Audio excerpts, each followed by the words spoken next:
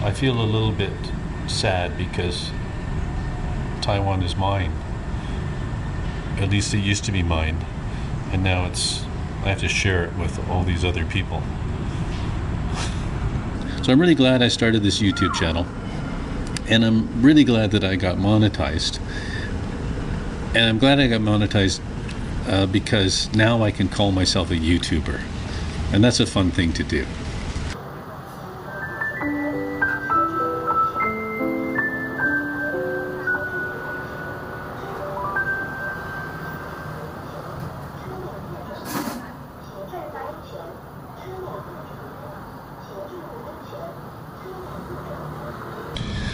So it looks like I'm halfway through my yearly visit to Taiwan this year, and I'm in a reflective mood.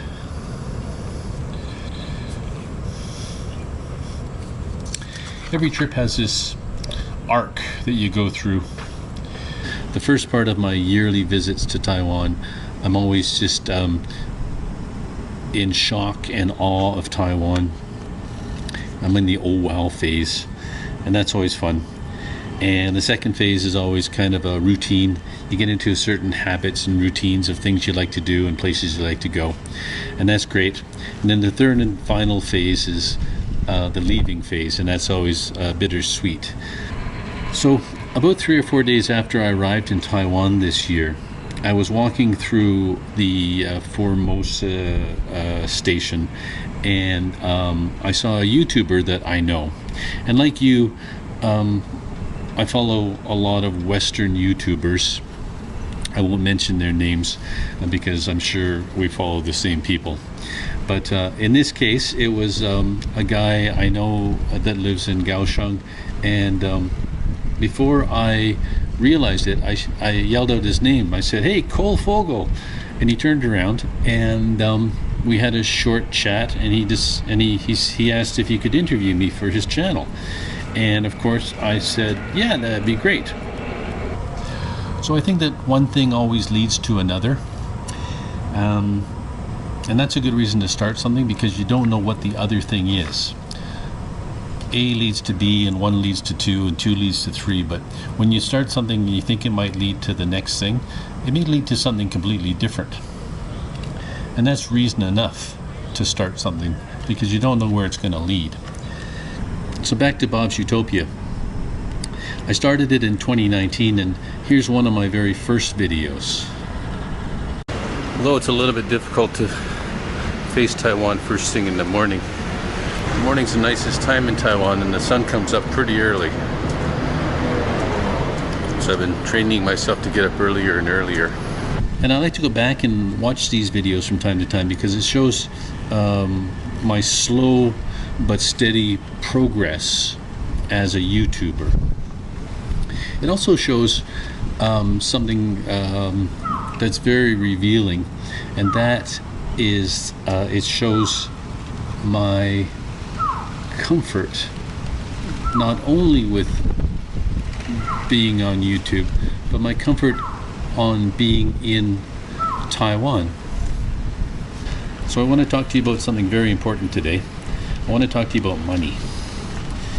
This story goes way back to 2019, before COVID.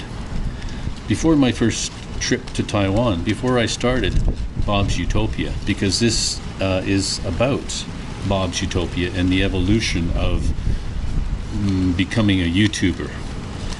And I am a YouTuber now, a very minor league YouTuber, but I am a YouTuber because the other day this happened. Yes, I made breakfast money on YouTube. I never thought this would happen, and I never actually started my YouTube channel with becoming monetized in mind. In fact, I never even started with the idea that anyone would even follow me. So it's fun being monetized, because that means I'm a YouTuber. So I can tell people I'm a YouTuber because in theory, I've got paid. I started it because I wanted to start a a real estate talking head type YouTube channel, and I knew I was coming to Taiwan, so I thought it'd be a good chance to kind of work the kinks out, try to figure out camera angles and editing and that sort of stuff. And that's the real reason why I started the channel. And when I got back to Canada after my first season of Bob's Utopia, I did in fact start a real estate channel and did spreadsheet videos and real estate news and stuff. And it led to business, so I guess it was successful. So have you noticed any changes in Taiwan this year over the past years? Taiwan has changed a lot in the last 5 years. Specifically, there are a lot more foreigners here this year than last year and 5 years ago.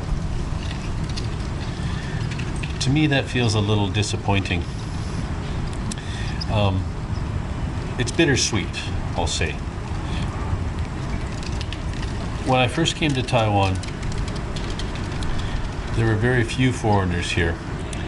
On my hike yesterday, on a 2-hour hike, I saw 5 or more foreigners, or groups of foreigners.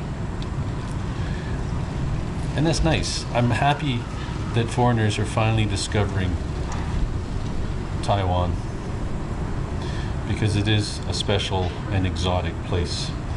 It's still very untouristy by the standards of going to Europe and even going to places like Vietnam and Thailand.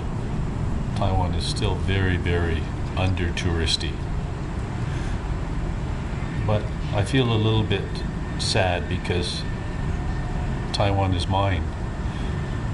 At least it used to be mine, and now I have to share it with all these other people. Kaohsiung's a big city, and you're from a small city in Canada. How do you feel about that? Kaohsiung is still a small town, or at least my daily activities are within a fairly small radius. I know this because I've had at least 2 commenters say that they've seen me. One commenter said they saw me twice in one day, to which I said, I saw you too.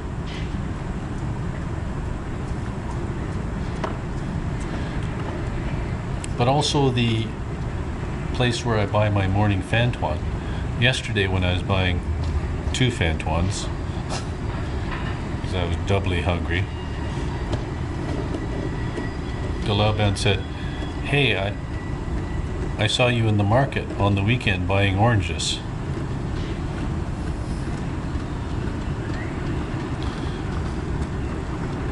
So that's nice that Kaohsiung is still so small. Why did you start Bob's Utopia? What were your goals?